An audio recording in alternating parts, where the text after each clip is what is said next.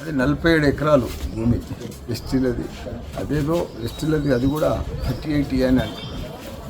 వాళ్ళు కొన్నోళ్ళంతా రకరకాల రామరెడ్డి అని వాళ్ళు రకరకాల మనుషులు ఉన్నారు. వాళ్ళకు 38 కింద ఏదో డబ్బులు అడిగారు, వాళ్ళు ఇచ్చారు. ఆ మధ్యవర్తులు కొందరు తిన్నారు. అంతేగాని ఆ భూమిలో కానీ ఆ 47 ఎకరాల్లో కానీ ఎక్కడ కూడా నా పేరు లేదు, నాకు ఆ భూమిలో సంబంధం లేదు, ఆ డీల్ తోటి కూడా నాకు సంబంధం లేదు. ఎఫ్ఐఆర్ బుక్ అయింది కదా, అదే బుక్ చేయమని తెచ్చారు. నేను కూడా ఇప్పుడు రాసిచ్చిన, నేను కూడా కోర్టుకు పోయి సంబంధం లేదని నేను కూడా ఎలక్షన్ అయిన వెంబటే మీరు రాత్రి రిజిస్ట్రేషన్ చేసే అవాస్తవం అని చెప్తున్నా కదా. సరే, ఏదైనా ప్రభుత్వం దీంట్లో కక్ష ఏం లేదు. ఈ వీడియో మీకు నచ్చినట్టయితే లైక్ చేయండి, షేర్ చేయండి, కమెంట్ చేయండి, సబ్స్క్రైబ్ చేయండి.